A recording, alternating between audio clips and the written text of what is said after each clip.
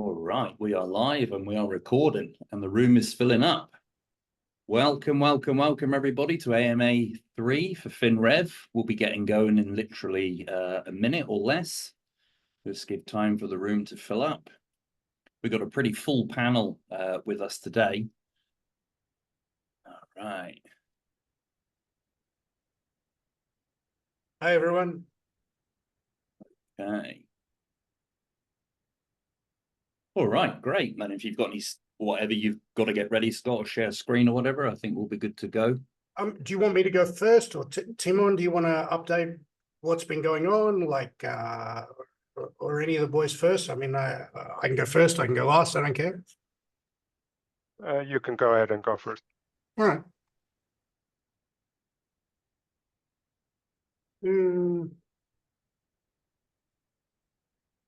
All right, guys. It's nice to be here amongst friends. And for those of you who don't know, this is Timon Haringa, our CTO, who's, I think he's a top 1,000 in the world developer, and I've known him since 1998, and we've done all kinds of stuff together, and we have a relationship of deep trust, and he's brilliant. And Ian, you all know, and he's a very handsome man and very likable. Thank you. And Caroline, we call Amazing Caroline around here because she is amazing. And the two that you may not have known is Chris Sweatman, is based in South Africa. He's our front-end developer, and I love the guy. He stayed in my house when we were here. We hung out, and his best friend, and who was best man at his wedding, is sick today, but also lives in Cape Town. That's Richard de Kock, otherwise known as Dick de Kock. And lastly, we have our good friend Itacorn, who is really, really high-end, highly skilled, and very, very experienced Python specialist developer. This is the team, and the two who aren't here are James Hodges, because it's after midnight in New Zealand. He's our head of research, and Richard because he's sick. Anyway, let me get to it. So today I want to give you the kind of bullshit-free version with no marketing of what we do.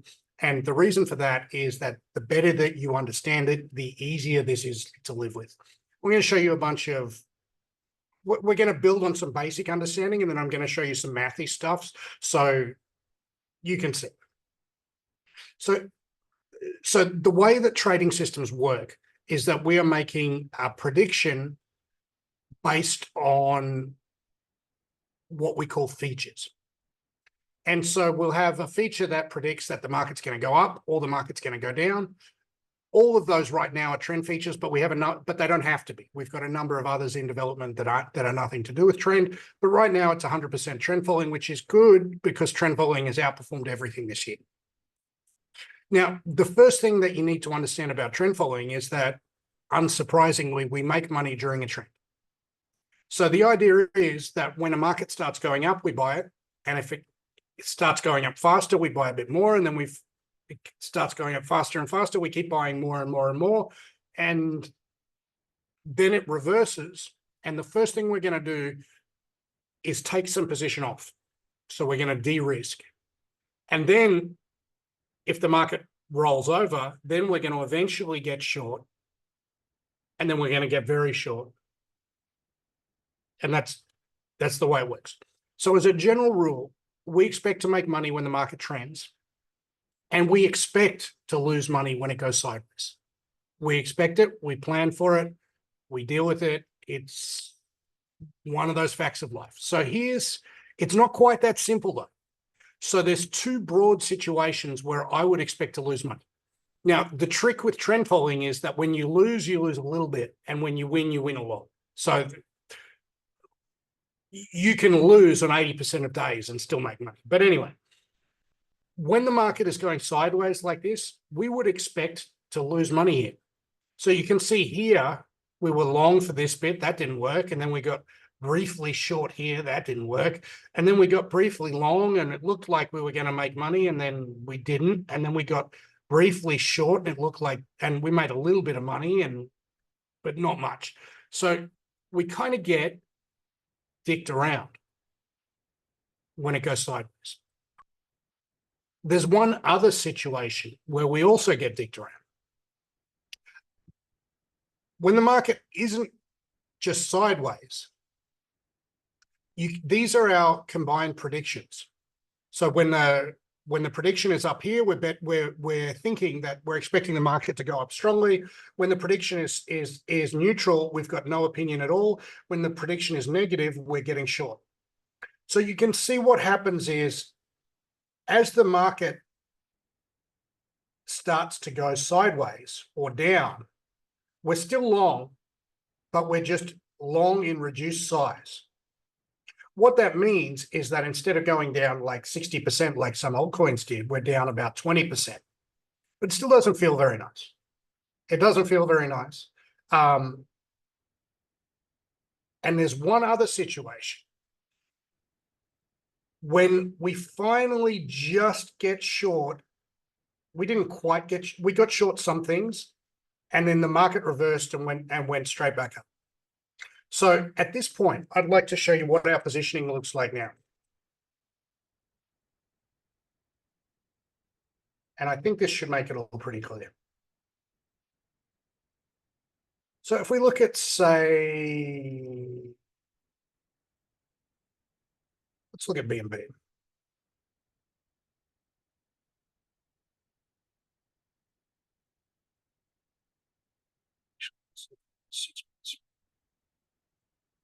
So, for example, BNB, we stayed long the whole time. You can see that was a good decision. Right now, the way that our system works, a score of 10 is a normal long position. A score of 20 is a maximum long. A score of -10 is an average short. A score of -20 is a maximum short. So, for example, in BNB, where we've got a very strong trend, we've ridden it out sideways while reducing risk, and we're still long. If we look at something else like, say, ADA, you can see we've got a very different situation. So we were long this trend and then de-risked, got short here, lost money, got long, made money. At this point, we've gotten short, and we've been short through this whole time, and we're just coming out of it now. So now we're at 3.7. So you can see that whereas Bitcoin has been one-way traffic, some of the smaller coins, AVAX, for example, got short here, just came out of it a couple of days ago. Let's look at some more. Chili's got short here. So this was a pretty good trade for us. We got long here, de-risked here, chopped around, and got short here. That's not too bad for us. Let's look at a few others. Link was very strong, and then we reduced and got short here, has been short, and then just got long again now.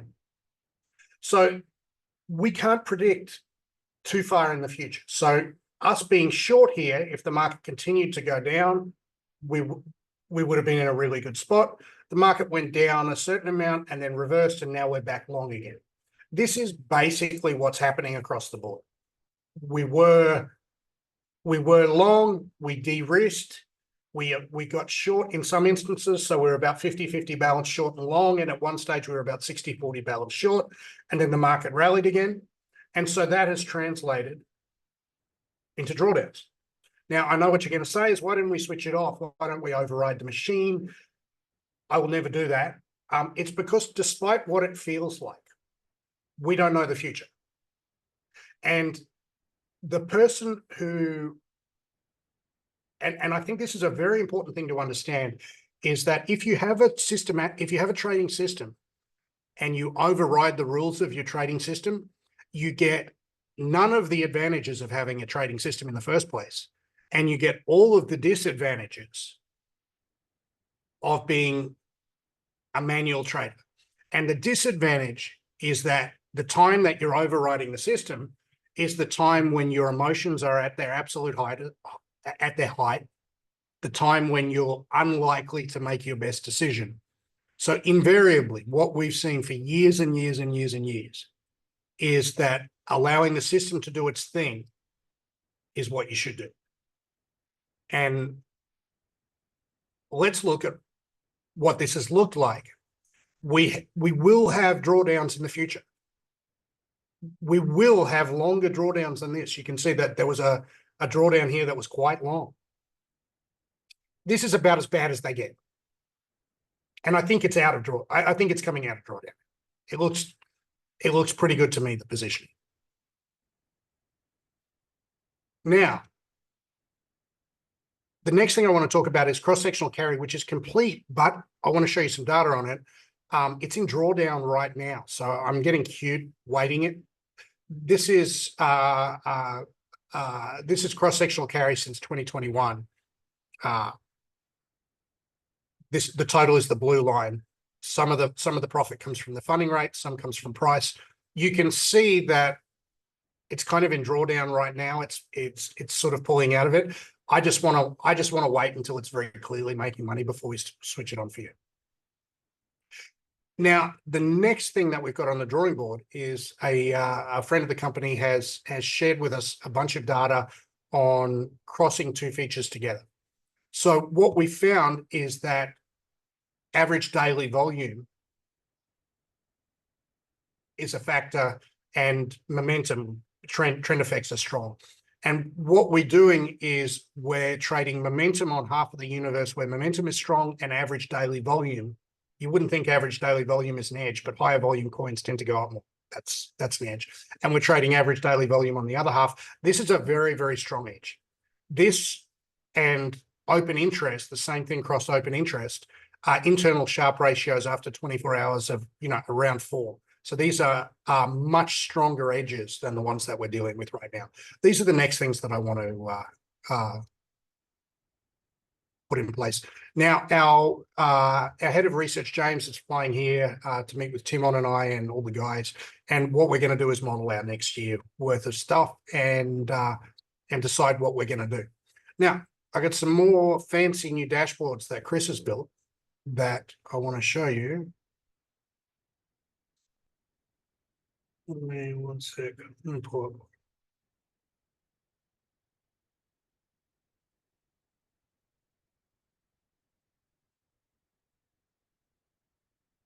What do I want to do?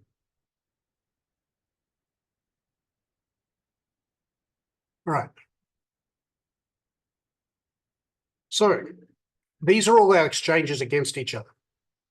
KuCoin started last, so it looks a bit weird. It's not as bad as it looked, but KuCoin is still underperforming the other exchanges, and I'd like to transition users off it. So these are our exchanges: Binance, BitGet, Bybit, DYDX, and KuCoin. You can see there's no clear winner. DYDX was winning for a while, then it was losing, then Bybit was winning. There's no real clear winner here. I would suspect that Binance would probably be the winner, but that hasn't always been the case. And you can see our daily returns on extreme up days and extreme down days. They get a little bit funky. So here on this extreme up day, DYDX won it. On this extreme up day, DYDX won it. But also on this extreme down day, DYDX lost it. Extreme down day, DYDX got a little bit out of whack there. And these differences are caused by the differences in tradable universe. Now, this is what I want to show you. So this is the internal correlation. Let's put all of our forecasts together. This is our correlation with next day returns. So if our trading system is working, regardless of how much money it's making, what we should see is that our features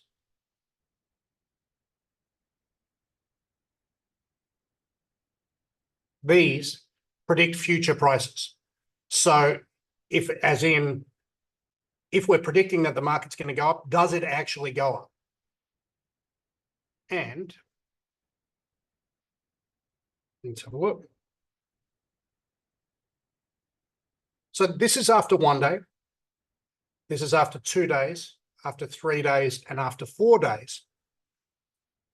And so the actual numbers will be meaningless to you. But what we should see is how predictive are our features of future returns. If our futures are below, if our features are not predictive, if these numbers were negative or zero, we would know that we didn't have an edge. So if we scroll this out for 12 months, you can see that our features are right now after 1 day much more predictive than they were, slightly more predictive after 1 day than they were during the bear market. This was the bear market. You can see straight away when the bull market happened, right? This is on the 2nd day, this is on the 3rd day, this is on the 4th day. You can see that even after 4 days, we're still much more predictive than we were through the whole of the bear market. So this is very, very strong evidence that we're still in the bull market. We still under the hood of the car, like underneath the surface, it's looking like a bull market. It's behaving like a bull market. Our signals are much more predictive than they were during the bear market. Now, this is our average feature. We can split these up individually, and you can see the same. This is our Bollinger Momentum feature. This is our breakout feature. This is our moving average crossover feature. And the thing that I want to point out is even after 4 days, our signals are much more predictive than they were after 1 day during the bear market. And we can do this with all of our features. But the next thing I want to show you is which are our best features. The best one by a fair margin is our Bollinger feature, which is unique to us. This is one that we came up with ourselves. Our next most predictive, it's a dead heat tie today. This is just for today between breakout and moving average crossovers. Now, if we take this back a month,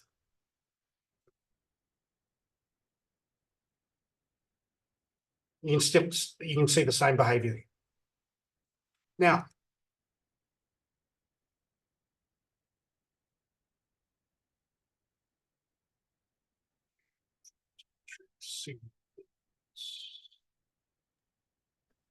You had it set to a previous date. You have to set it to the current date too.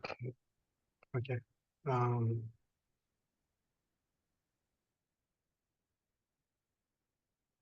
What's today? 22nd?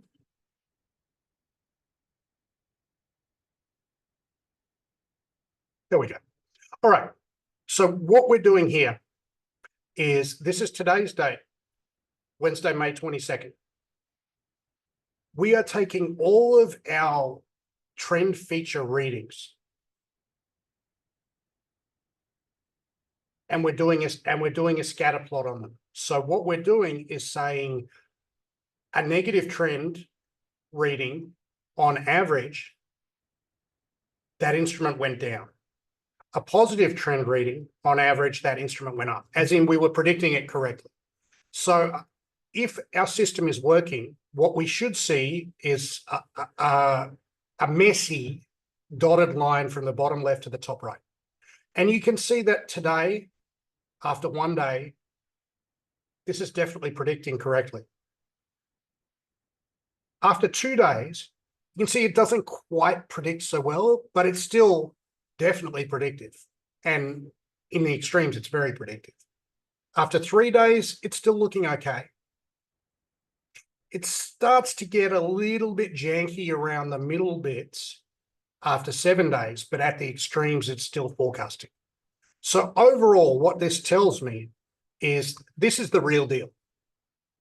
This is the system predicting future prices correctly? As long as it's doing that, in the long run, we make money. And let's go back to the start of the month. Still basically the same, right?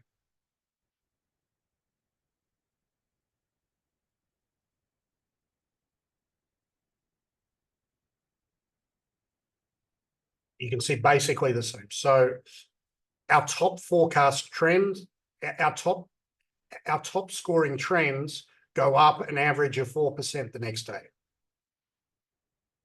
Our lowest scoring trends, our negative trends, go down an average of 4% the next day.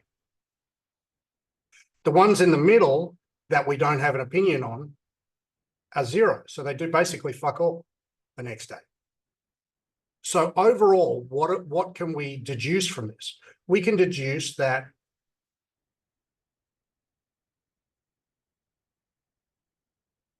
when our trend is positive, the markets on average are going up. When our trend is neutral, the markets on average are doing nothing. And when the trend is negative, the markets on average are going down.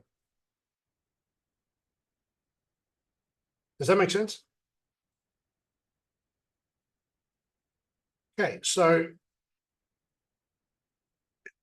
right now, about half of our users are on DYDX. We're using DYDX V3. V4 is going to be a big upgrade. And that's what we've been working on right now. So at this point, Ian, should I take questions now, or should I hand it over to Tim on and we take questions at the end? What do you want to do? I think let's go over to Tim on. Right. All right, Tim, you want to take it away? Sure. So our activities over the past few months since the last webinar is basically we've implemented the carry strategy. But as you saw from the chart that Scott just showed you, it's currently going through drawdown. So we're just paying close attention to that.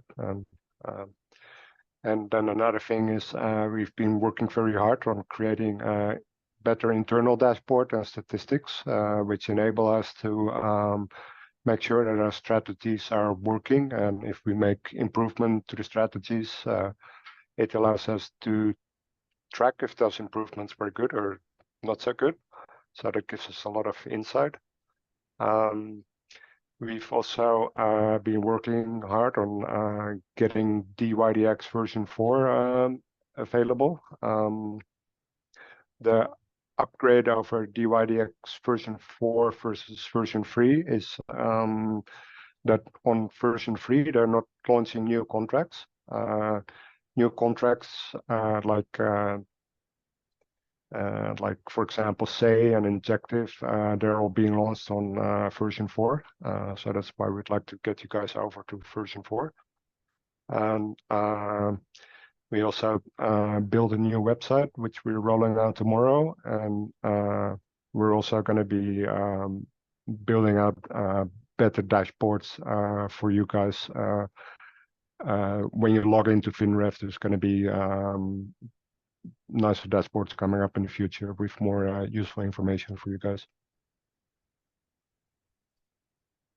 You want to take questions, Scott? Sure.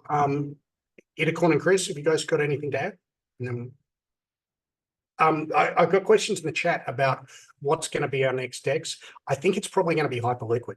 Hyperliquid, we were tossing up between DYDX and Hyperliquid at the time, and DYDX was the established big name, and Hyperliquid was this scrappy kind of immature tech.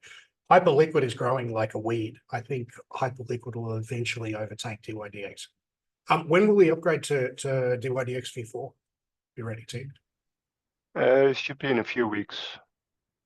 It's pretty well advanced though, right? Like, we have a working prototype and it's working already. We just need to make sure it's rock solid before we start rolling it out to our customers.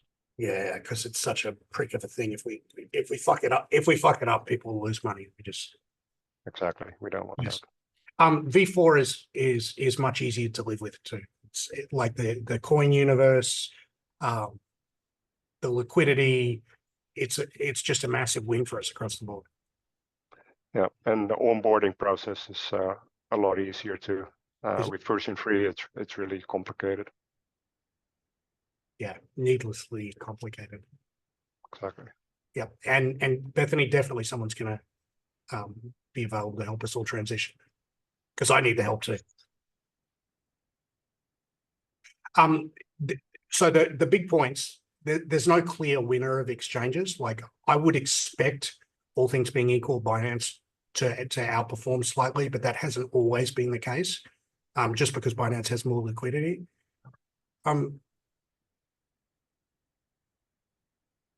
Gary's implemented motion, but we're just waiting. It's been in drawdown the last couple of months. I didn't want to switch it on and have it lose money day one, so I'm just kind of waiting until it's flattened, and I'm just waiting until it starts working again.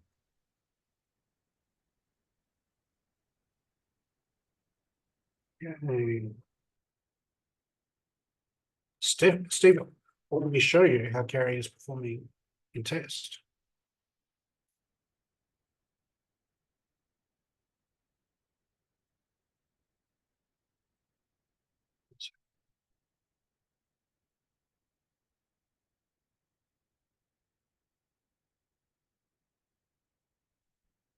This is how Carrie's performing in tests. So it has been very strong up until this year, and it's kind of been shit this year. Could just be turning around, but I'd hate to launch it. I mean, this is technically the right time to launch it. Like, you should launch things in a drawdown, but I just want to see a little bit of an uptick.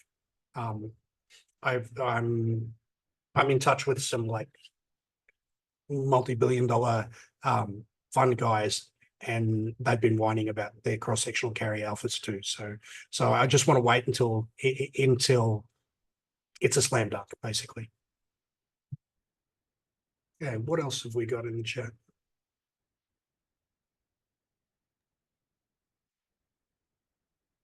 I don't really like BitGet personally. I'm a bit funny about BitGet. BitGet and KuCoin, I personally think that I don't have enough evidence to say, but I personally think they're probably the weakest ones. If you have a choice, I would do DYDX or Bybit. Personally, Binance is, yeah, DYDX totally, and no KYC, no taxes. Brian, would you expect the variation in performance across exchanges to minimize over time?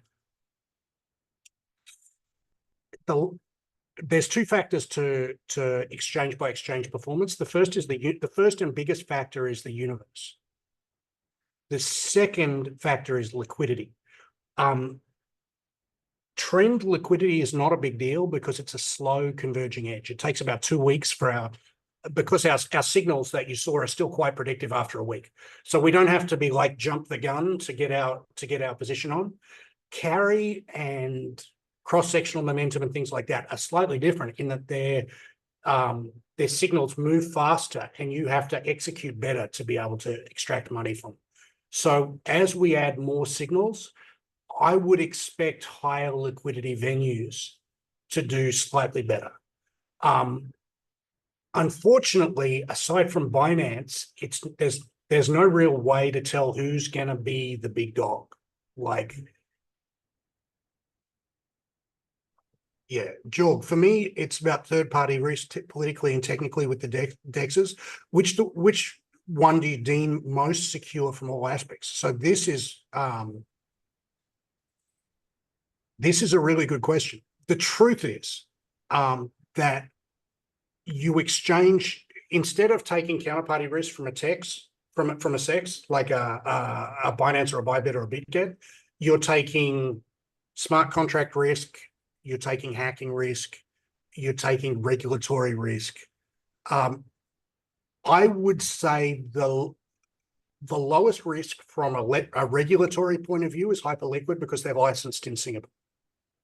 I would say the lowest risk from a technical point of view would be DYDX because it's a more mature API, and also because you know there's billions of dollars in capital out of it. If they got hacked for 50 million, they'd probably just reimburse it and say, "Fuck it, we're sorry," rather than ruin their business. What do I think you should do? I think you should do what you intuitively know is smart, is split your risk, is intuitively what you should do. Stephen Johnson, does Finrev trade real time? Right now, it trades once a day. Now, what I'd like to do, and the next big thing that we're looking at doing, is our signals. If you want to make better trading signal decisions, you don't necessarily want to drop down to 5-minute charts. We'd still be using a daily chart, but we'd just be recalculating that daily chart every 1 minute or so. That would give us, I think, probably about an extra 0.2, 0.3 of Sharp. And then we could split our execution orders up. Instead of doing them once a day, we could split them up and get some slight advantage. I mean, that's all like 1% of stuff though. Now, if you think about it, if you have $1 million in Finrev and you've got 50 positions, that's only 20 grand in each position. And every day you're probably going up or down about 2 grand a day per coin. So the advantage of trend is that it's an inherently high capacity strategy. So we don't have to be, the reason we started with trend is you don't have to be great at execution. You're never going to reach capacity of the strategy. How we're going to use AI is very interesting. So there's been some research from a guy who used to work at Man AHL using moving average crossover signals like ours to get into the signal, but switching them off using machine learning. And Timon, you did that. You did the work on that. What kind of improvements did you see there? And did it work? It did work. So I thought it on the MACD momentum signal, which had a back-tested Sharp of 1. And then I ran the machine learning algo on data that it hadn't seen yet. And it produced a Sharp of 2. So it basically boosted the signal's performance by 100%. That's I think the kind of expectation that we can have with that. Yep.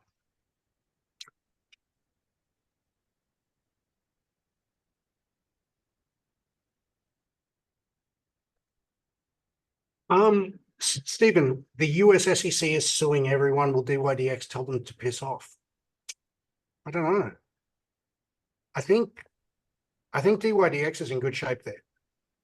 Actually, yeah, DYDX, they actually have an office in New York, and all their employees are doxed. And they create the software as an open source project. And then there is a DAO that runs that project on the blockchain. So from DYDX's point of view, they're just running an open source software project, but they're not actually operating the exchange. It's all smart contract based, 100%. Cool. Okay, I got some more questions here. I'm sure, Bethany, someone's going to reach out to you. Ken, what am I confirming here? Definitely, an API key doesn't allow any funds to be withdrawn or transferred. So no one who works at our company can withdraw or transfer. No one who works at their company can. Jorg, multiple time points per day is a brilliant edge. And we've discovered some very interesting seasonality things by hourly. If you look at, there's big time differences between hours of day. So I think we've got some pretty significant improvements there.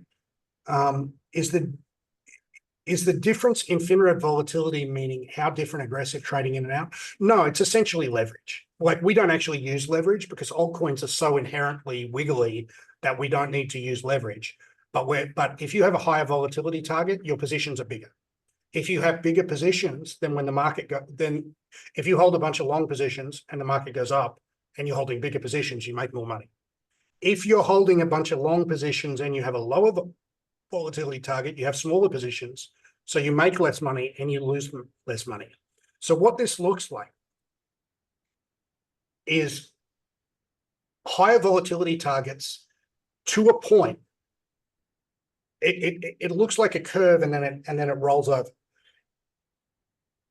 Higher volatility targets work incredibly well when the market is really, really pumping, but they lose more when we're losing money. So it's not as simple as higher volatility target equals more money. Higher volatility target is taking on more risk, and taking on more risk is risky. So when it doesn't work, it hurts you. And we experience a thing called volatility drag. Above about 50, you're going to experience volatility drag in the down times. Stephen, is there a minimum coin market cap Finrev will not buy? We will not buy any coin where in total we're more than 5% of the average daily volume. We don't want any situation where we could get stuck. And we'd like to put some more. Right now we're kind of eyeballing that. Right now, I'd like as the system becomes more mature for us to have that part of it automated. Jeff, good morning. My account started good 3 months ago, and it's been slowly bleeding back down to the original amount you put in. Yep, 3 months ago, that's exactly what's going to happen. Why is it not maintaining any of those gains? That's what it is. Like, trend makes money when we're trending, and it loses money when we're going sideways. There's no universe where, like, I know you'd like to make money every single day. It just doesn't happen. I'm not gonna lie to anyone about that. What I can say is that, let me show you something.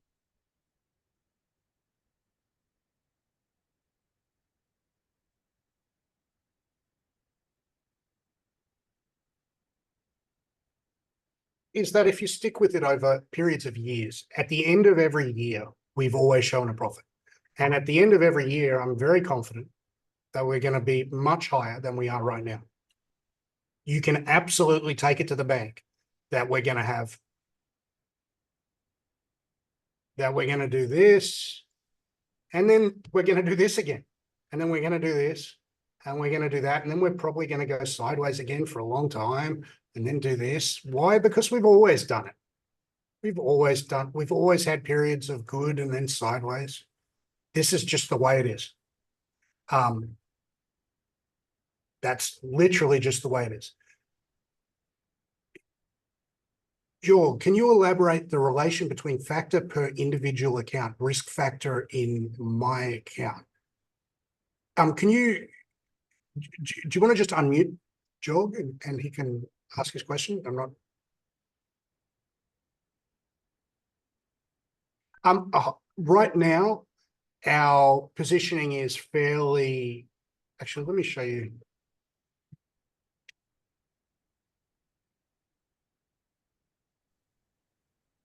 Scott, sorry, my terminology was wrong. I was looking for the word volatility target. I forgot how to express myself correctly here. Okay, sure.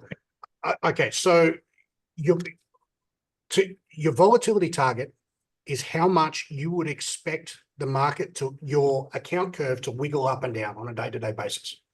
Now, I'm gonna go a bit math camp on you for a sec. If your account wiggles on average 1% per day, up or down, and about once every 3 months, it wiggles up or down 5%, that would be about 25% volatility target. So just a normal move of like, how much are you comfortable with your account going up or down or making or losing? Just like if 1% is a normal day and 5% is a big bad day, that's about 25%. That's the easiest sort of plain language I can put it in. But the actual math of it is you divide by the square root of the number of trading days to convert annualized standard deviation into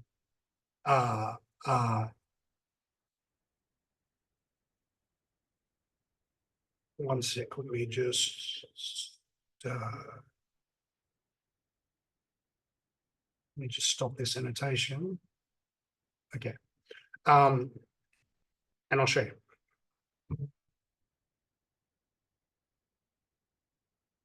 So if we're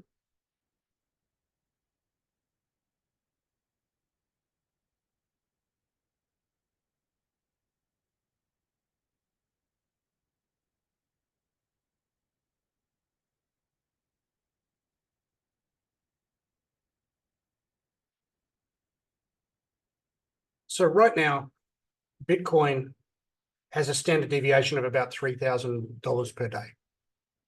So we can convert how much we would expect our account to wiggle if we were 100% in Bitcoin.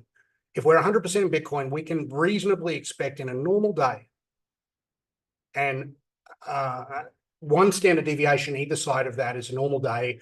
2 standard deviations either side would be 87% of it. So we would say that 87% of the time, it's not going to move more than $6,000 in a day. To convert that to a yearly amount, we multiply by the square root of the number of trading days in the year, which is a square root of 365, which is approximately 19. So we can say that we would expect Bitcoin, if you held 100% Bitcoin, to wiggle about 3 times 19, so about $60,000 a year right now. Up and down and up and down and up and down and up and down. That's actually what we're doing with the math of your account. So what we're trying to achieve, what we're really trying to achieve is to make what's inside the box, like what you get, the returns you get, match what you wanted. If you want to take a whole pile of risk and go nuts and like have the thing, like Timon has a small account, he's 50x'd. If you want to take that kind of risk, we can do that for you, but it's risky. If you want to experience the same kind of drawdowns that Bitcoin has, which regularly has these sorts of drawdowns, then we got you. We can do that much more efficiently than Bitcoin can by itself. But what most people find, and what we're seeing here, is that normal people freak out around 20%. So a lot of people come to us and say, I want to take more risk, I want to take higher risk. But they're not about that life. Like I'm comfortable taking 35, 40, 45% drawdowns in my personal account. Most of you are going to be crying and telling me that the thing doesn't work if you do that. Now, I'm here to support you whatever you want, but that's basically it. Aaron, acknowledging potential catastrophe. So let's talk a little bit about potential catastrophe. Let me share again so I can get rid of that annotation. Okay, so what would potential catastrophe look like? Let's look at Ethereum now. So right now, we got back to no positioning, and then we're building positioning, and we had a small position, and now we're off and running, and now we're back to normal in Ethereum. What would a catastrophe look like for us? A catastrophe would look like we're long and the market goes down, or the catastrophe would look like we're short and the market goes up. Both of those things are catastrophes for us.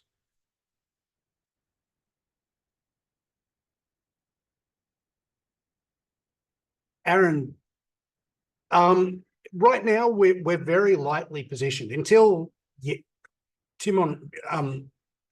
How is the positioning right now? It's like only really in the last 2 days that it slips along, right? Yeah. So we've been like 50-50 long short, and now we're starting to have a long bias again. So yeah. So when we're 50-50 long short, it doesn't really matter much. Like we're probably not going to make money no matter what happens, but we're probably not going to lose. Well, we're almost certainly not going to lose if we're 50-50 long short. We might make a little bit because the things that we're short are dog shit and the things that we're long are good shit. But right now we're pivoting so that we're pretty much long everything.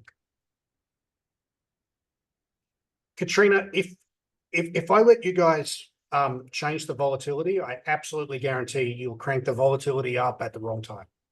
I'd really, really strong, like it's your money, you can change it how you want, but I'd really, really like everyone who tries to mess with this stuff in the history of people, and that goes for me and Timon as well. Like every time I've tried to mess with the slider, I fucked it up. So, and what always happens is I want to take more risk here, right at the worst possible time. And then it gets here and I start freaking out and I go, oh, fuck, this was a bit too wild.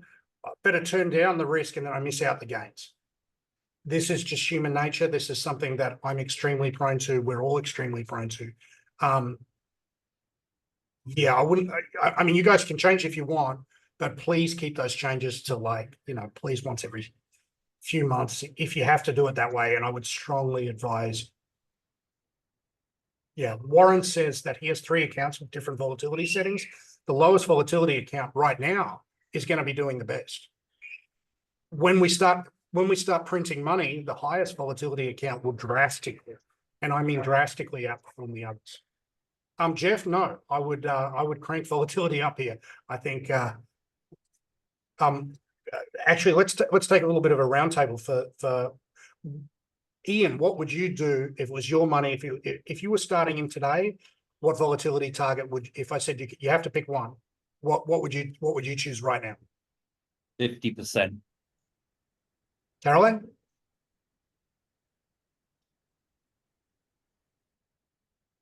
Yeah, about 50, I'd say. Timon? It depends how much of my net worth would be in the system.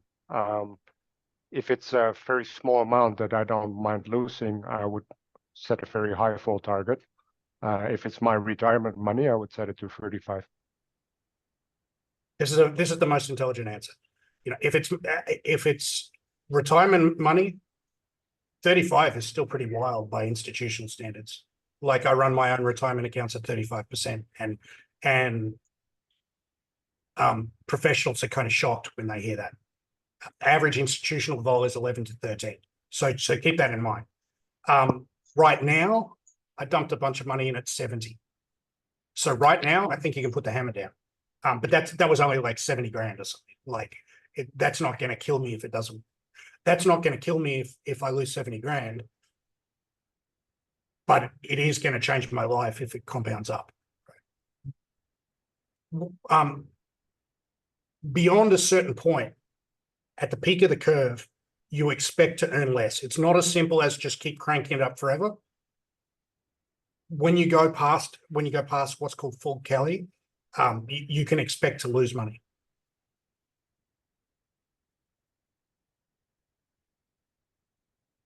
Adrian, everyone wants it on the safe side during flat markets and a little bit more aggressive during clear and bull markets. I think I can do that. I think I can be trusted with the leverage slider, but honestly, I can't be trusted. Like, I think we're on like Donkey Kong here. But what if I'm wrong? Like, I've been wrong plenty of times. Like, I don't know the future. This is a really good question, Stephen. Please elaborate on the security precautions you're taking and the process we have in disaster like war, storms, EMP. We have a plan for tsunamis, all that shit. Timon, take it away. So in terms of security, we have a hardware security module that encrypts all your API keys. This is a physical device that is in a data center.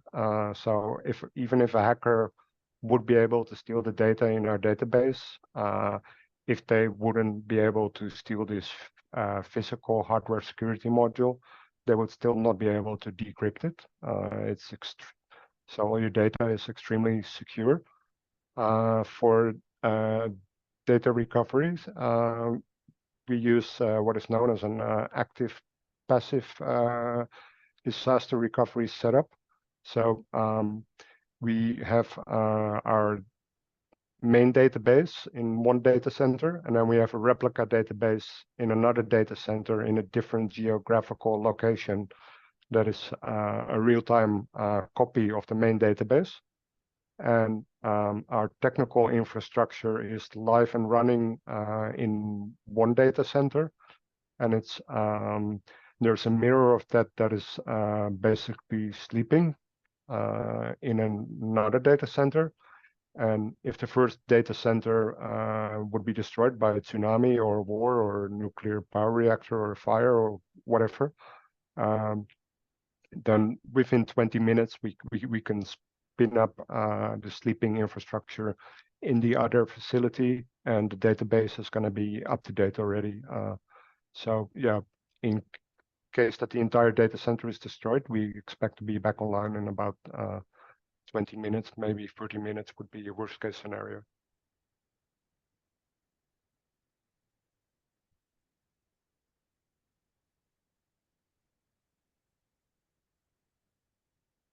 Okay.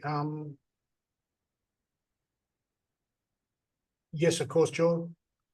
You can get a second or third account on different dexes to increase safety, of course. Just message me about that. Yeah, I think John W.'s idea is pretty good. He's got 35 and 60. That's that concept of like safe with a little bit of gambling on the edges. That makes a lot of sense. I think 50 is pretty safe for this system. Now, the other aspect of it that you guys might not have considered is that as we improve the system, if the Sharp improves the system, the full Kelly fraction goes up.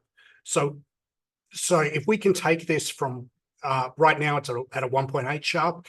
If we can take that to 2.5 Sharp, then you actually can crank everything up a little bit more. Then it becomes actually not just reasonable, but sensible to crank it up a little more.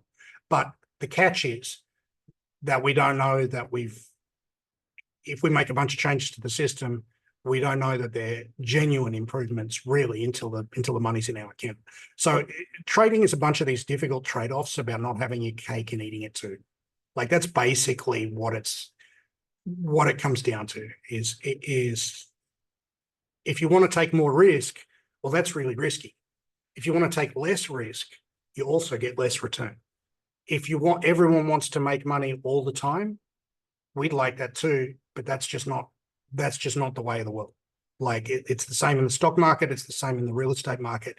You've just got to kind of choose your fighter and hope for the best. Given that what we're dealing with is a very strongly predictive edge. Like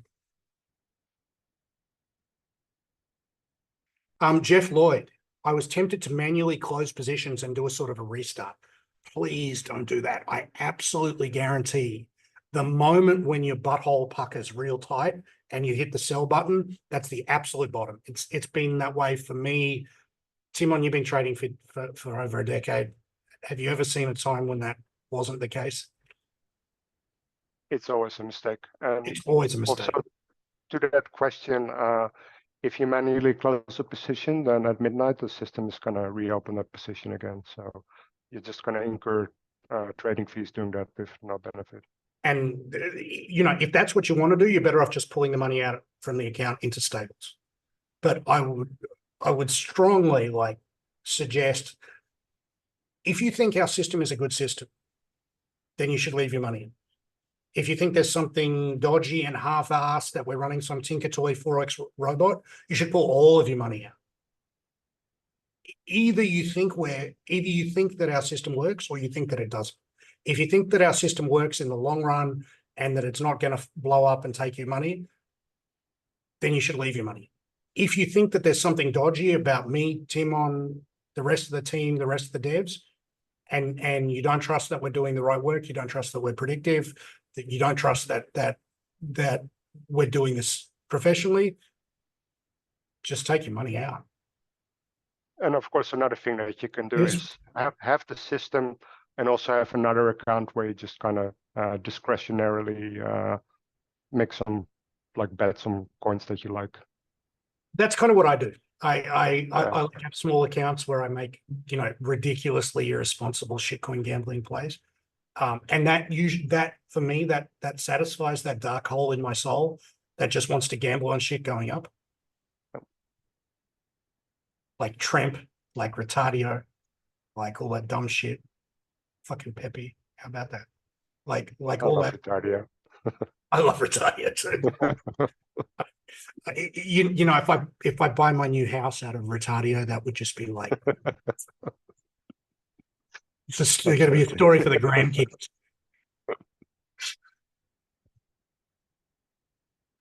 Paul is exactly right. I can personally outperform Finrev in the short term. When the market's moving and it's all pumping, I can beat Finrev. I can. But I can't beat it over a 2-year period. Like, no way in the world.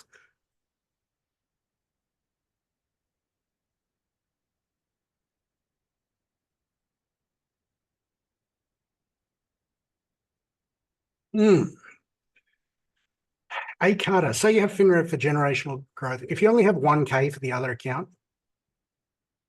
what would you do? If you're going to do degen leverage with Finrev, you have to be careful of it. I would do 90 starting right now. What would you do, Timon, if you had $1,000 and you wanted to do degen?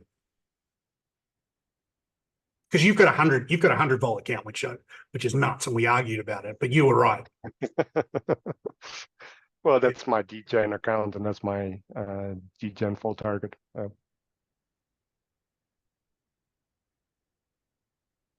Yeah, we got some more questions submitted prior to the call. Let me just bring those up. Thanks, man. All right. Status of adding cross-sectional carry. We covered that one. Can you explain in more detail how and when the carry trade kicks in? Sure. Let's go through that.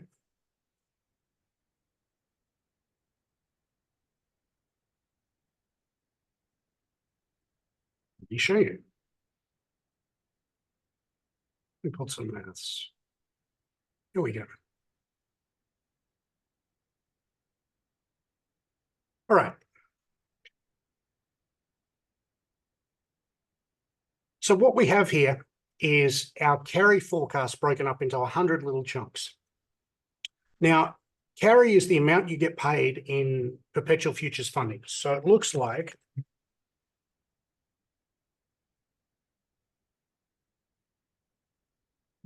for example, I've got this coin that I'm losing money in, and I've also lost money on the funding. I've got this coin, ENA, which I went in made because it had funding, and I've made $19 on the funding in that trade. So let's look at Peppy pays an annualized funding of 46%.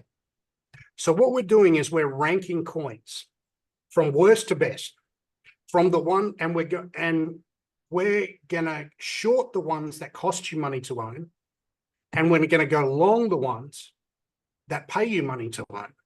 And we're going to go long them and short them in the proportion that we're going to rank them and going to go long in the proportion.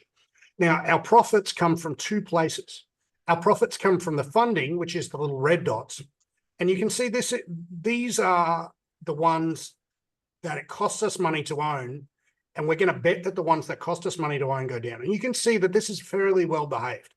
Like the ones that cost us money to own are going to cost us money to own. And the ones that are going to pay us money to own, you notice that here that the left and the right tail is slightly different. This is because of pump and dump schemes and the desire of VCs and market makers to get exit liquidity right out on the tails. If ever you see something that's paying like 1,000% carry, it's one of these.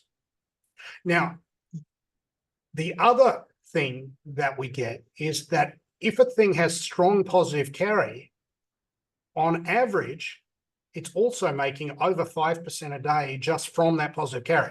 So what that tells us is that people like being paid 500% a day, 500% a year, and they will buy that coin in enough quantity that coin will, on average, go up. Now, you can see that we've got a broad tendency that these are the ones that we're going to bet are going down, all on here.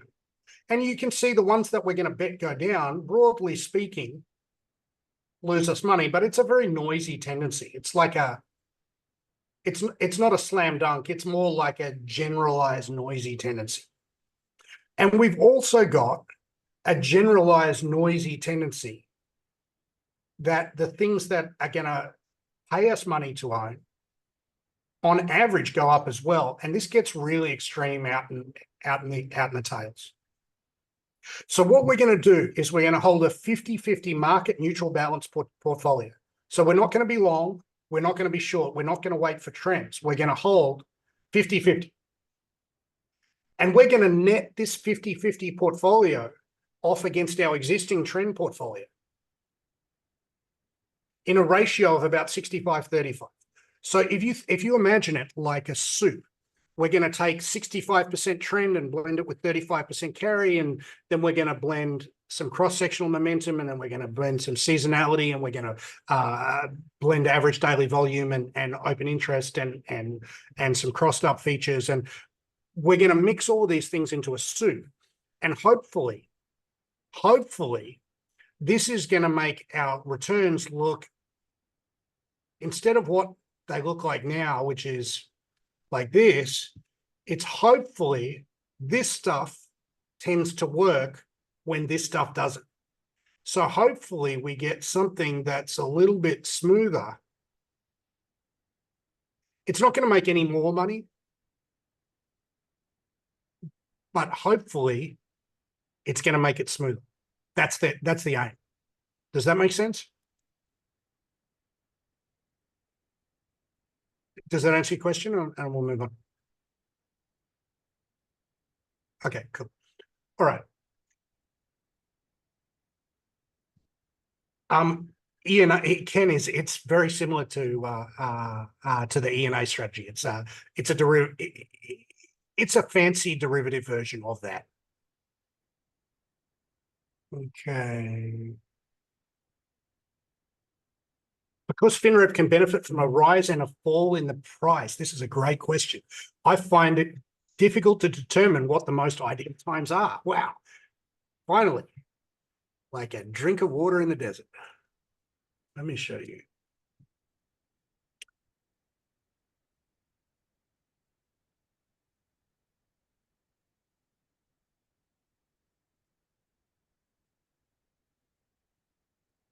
Okay.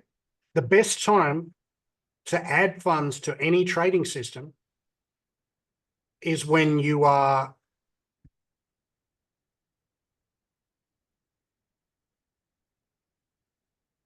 somewhere around here, around a drawdown that's around the maximum that you would reasonably expect. This is the sensible place to add. And sorry, I don't know how to. You can see that adding funds when it's going vertical tends to give you a couple of months of short-term pain. So everyone wants to add funds here, and then they've got pain. They want to add funds here, they've got a month of pain. They want to add funds here, they've got a month of pain. It's best by far, to add and draw down.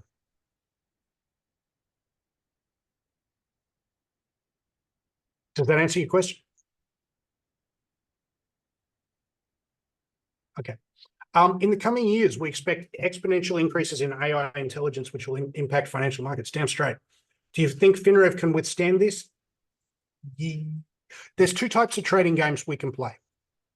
The first type of trading game is we can identify price inefficiencies. We can identify when the market's got it wrong. Those are usually mean reversion, stat arb type approaches. Those are legitimately better than the trend following that we do. But if you do those types of approaches, they can approach Sharpe ratios of over 4.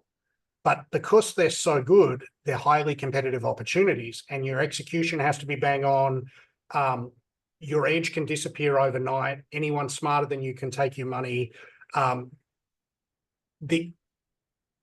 You're in the realms of, not quite HFT trading, but like one step away from that if you want to do that.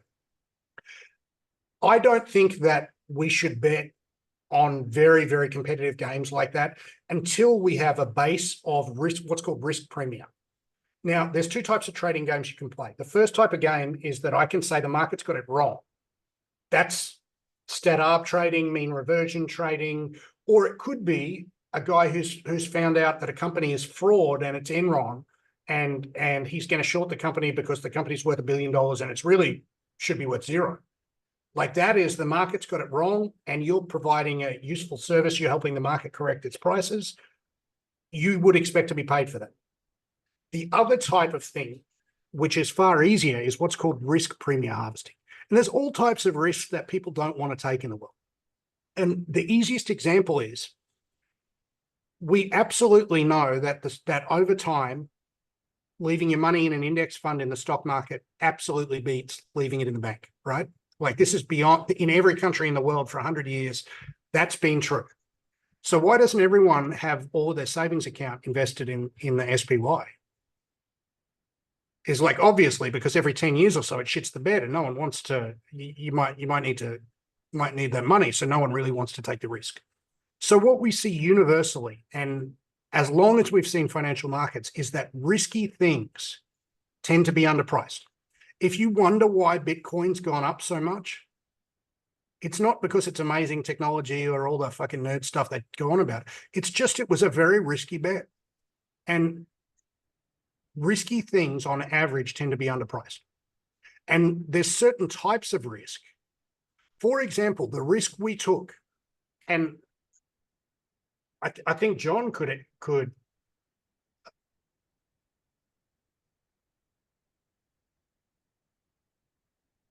I think John will understand that at this moment here, when our equity curve looked like that, every single fiber of your being is screaming of you. Get it out, pull it out, lock it in. It's going to reverse. It's a top. Every fiber of your being screams that to you. You don't want to take this risk. You got to sell. It's gone up so much. Like, fuck, get out, get out. On average, not every time, but on average, that risk is underpriced. And that's what we're doing. We're taking a very specific type of risk that's underpriced because of human nature. So the risks that are behavioral based, like for example, carry on average, things that pay a rate of return are more attractive investments than things that don't pay a rate of return. That's been true for a long time. That's been true probably 3,000 or 4,000 years. The idea that we're expecting trends to stop and sometimes they keep going, that's been around for a long time. It's unlikely to be changed by AI. What AI will do is decimate all the other smart boy stuff. Like it'll come and eat those types of competitive trading games, they get more and more competitive every year. So in my view, we want to be like a food pyramid. Like you want to eat you want to have a base of veggies and carbs and vitamins and shit before you try and eat some chocolate. Like if we're going to do any of that, first of all, we have to be sure that we're good enough. And I'm not sure that we're good enough yet because it's a very competitive knife fight. The next thing that we should do is you shouldn't try and do extremely competitive games against the smartest and best capitalized people in the world, unless you've got a buffer of, eat your 5 food groups first. Like, you know what I mean? Like we've got bread and milk and eggs and meat, and now you can go for some chocolate. So to answer your question, the risk premium harvesting is kind of things are probably going to stick around forever. The alpha stuff, it's always changed. It's always gotten harder. There's a reason why Druckenmiller stopped running his fund. It's because he couldn't do it anymore. It's like the days of the individual stock picker are coming to a close. What are the criteria? Oh, this is a good question. Tim, can you explain the addition of carry to the trend following system? So carry is a trend. Trend has some very nice qualities. The quality of trend that we like the most is what's called positive skew. So what that means is that if we look at our distribution of returns, we've got a big tail on the right-hand side. So we have, you know, we have many small losses. Like you can see that there's many small monthly losses, but these big monthly gains are what makes it all worthwhile. Like you can trade a lot of 5% monthly losses for a big chunk of, you know, 20 to 60% monthly gains, right? That positive skew is not present in carry, which makes it inherently more dangerous to run. In fact, it's the opposite. Carry does what you all want it to do, which is makes money almost every day, but then it comes with a nasty punch in the face. It shits the bed every now and again. Trend is the opposite. Trend is a shit of a thing to live with on the hard right edge of the chart. Like you guys are all discovering that the reality of it is it can be quite a horrifying ride. It can feel like a horror movie with a happy ending. The beauty of trend is that it always works out in the end. Carry feels better, but then when it shits the bed really, really fast. So we blend those two. I think 65-35 is about right. James is a natural born carry trader, like a lot of people from the professional side of the industry. He wants 50-50. Timon, where are you on that? 35-65. You too. And why 35-65? Because the most successful hedge fund in our industry does 35-65. That's basically where my opinion started. Okay, so it never switches from trend to carry. It runs both simultaneously. Now, there's a catch here. Let's say the trend system says to be long 10% Bitcoin, and the carry system says to be short 5% Bitcoin. We net those off. So it'll still be long, but just be long less. So we're not taking it. So we're not running two separate systems, allocating extra fees and charges where one might be long, one might be short. We save a bunch of trading transaction costs by netting everything out before we go in it.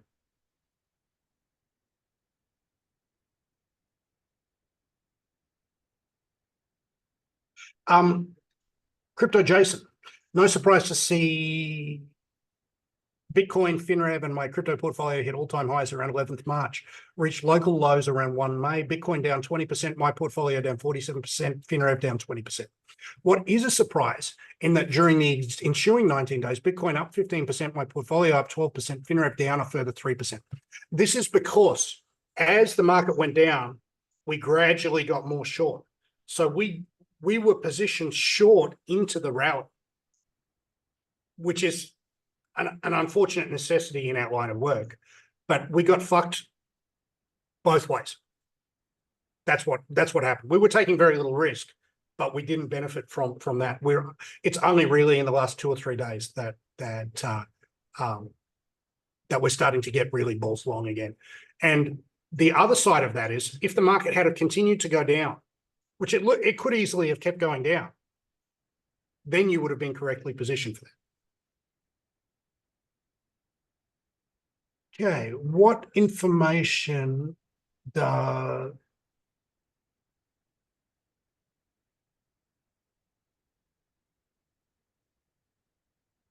okay.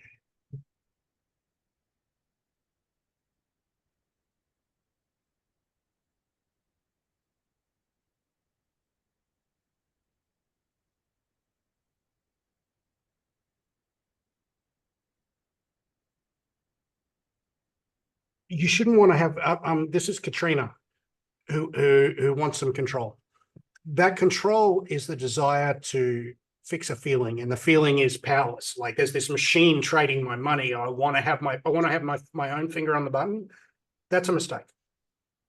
Honestly, that's something that we know every time that's been tried. And the greatest stock picker of all time was this guy called Stanley Druckenmiller. He did 40% for 30 years. And the average investor in his fund underperformed the S&P because every time he'd lose a little money, they'd pull it out. And every time he made a lot of money, they'd put more in. And this is what's going to happen. I absolutely guarantee it's going to happen. It's your money. You can do what you want with it. But in the strongest possible terms, I would advise you just to set your sails in one direction the amount of you shouldn't be treating volatility like it's an edge. Volatility is not an edge. Volatility that you take should be, how much risk do I want to take? Is this my retirement account? Is this a big chunk of my net worth? Is this money? If this is money that you can afford to lose and it's a gamble and you're trying to 100x it, hell yeah, crank it up. If it's your retirement account, if it's money that you can't afford to, if you can't afford a drawdown on, if it's money that you're going to need to withdraw to buy your food and pay your rent, well, no, you can't crank that up. But you have to be, and the idea that you're going to like trim the sails up and down based on vibes, you're not going to get that. It's like, it feels like you can, and I feel like I can too. Like I'm, and you should probably look at what I do more than what I say, because I cranked a bunch of money into my high vol account recently, but I know I do, but I've got no real mathematical basis for thinking that I can do that.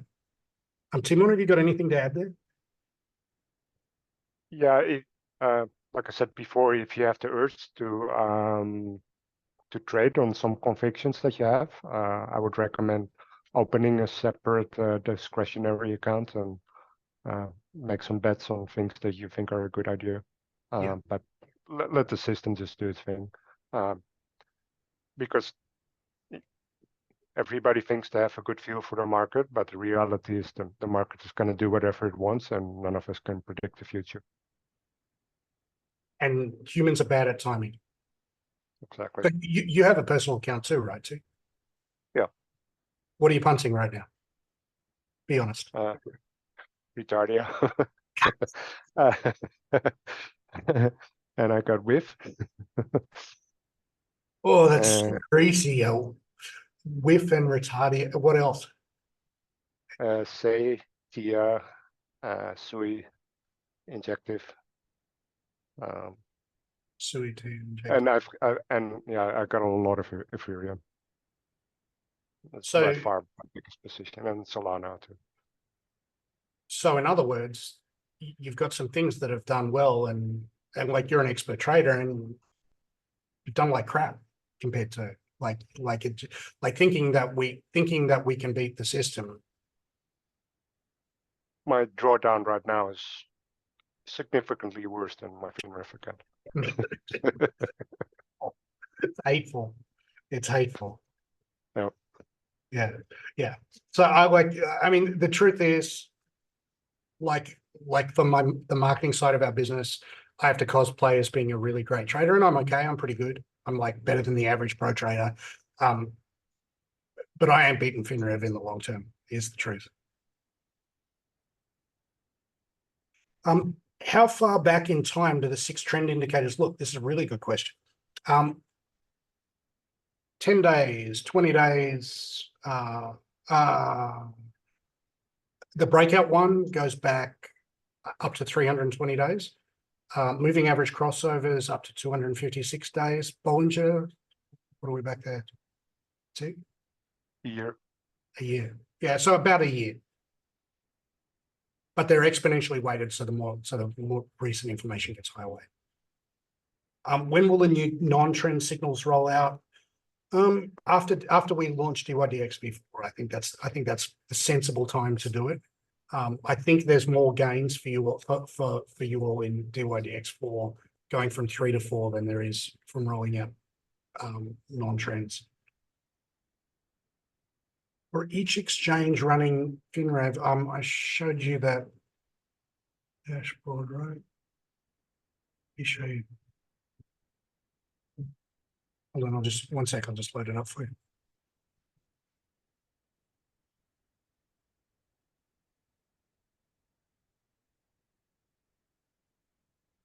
Against exchange.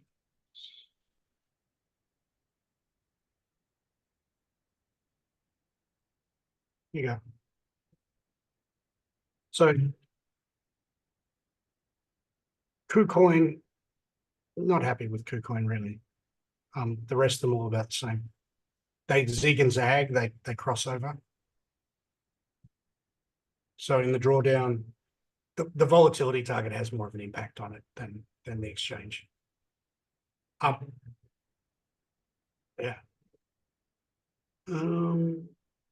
I do not see the point of staying in Finrev when it's on a downward slope. Why not go in and out of it? I don't think that you can time it right. Like, if I look at my own Finrev account,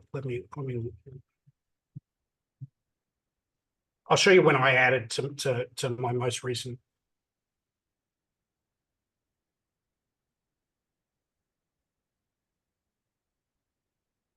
So I've got a 90 volt account that I'll just bring up here that I added on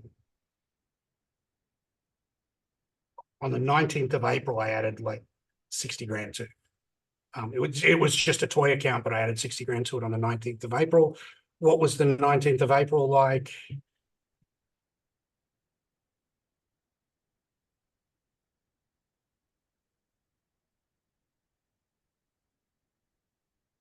April 11, 12, 13, 14, 15, 16, 17, 18, 19. So about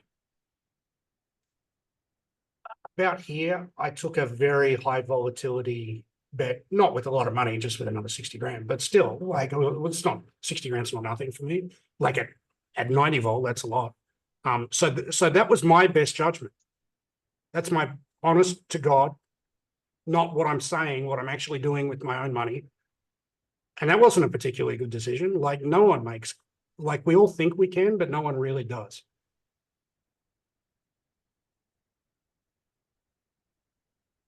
That's just the truth of it. And our average drawdown is still 8.3%.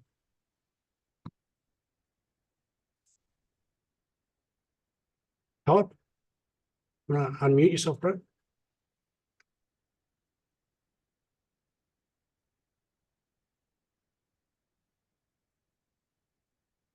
Todd. Ian, can you unmute Todd? Yeah. Hey, dude. Can you just unmute your end now, Todd? That was a mistake hitting that button, but just a question. When you're setting up a DGen account in Finrev and it says you can do it yourself, who checks on to make sure it went through? Because you guys said it to wait a few hours. Timon, you want to answer that? Sorry, the audio was cutting out, so I didn't get the whole question. I think when it's you're a doing self-onboarding question. I can take it if you like. Yeah, please, Carol. So basically, every few hours, Finrev checks for a connection to your exchange. So if you've opted for self-onboarding, then our team checks that for you. So once we see a confirmed connection, then we'll reach out and confirm that. Is it DYDX that you're onboarding to? Correct. Okay, yeah, then we'll reach out to you and let you know when it's connected, and then you can go ahead and do your deposit. So we do suggest that people wait for the confirmed connection before you go and deposit money. I've done it like 8 times because it's not catching. Right, okay. Yeah, definitely a problem. Yeah, I've had yeah. Paul and Mauricio and Ramon. They, since I've watched them so many times, I just did it myself. But I just wanted to know if somebody Okay, goes yep, I can go ahead and check that for you. Yeah, Great, we'll you. do that. So if you, I'll check it for you. If you do have to do it again, I do apologize you've had to do it so many times. We have about 1% of our users, maybe less, keep getting dud keys for some reason and keep having to reattempting the connection. So yeah, I'm sorry that you're one of those people. But I'll check that for you and I'll shoot you an email. Excellent, thank you. I think we're at the end of the road here. I've really enjoyed the session. I think we all learned something. I tried to tell the truth. Like trading is hard, guys. Like trading is a really hard thing. On the hard right edge of the chart, it looks easy. It'll hurt your feelings. Like this is a hurt. We're being paid for our feelings being hurt. We're taking risk. We're being paid because we're taking risks that other people don't want to take. And you have to say that there's a sensible reason why someone might not want to take the risk of being in trend following. That is actually what we get paid for. You don't get paid for anything else. Absolutely. All right, guys. Be well. Pleasure. Thanks, everyone.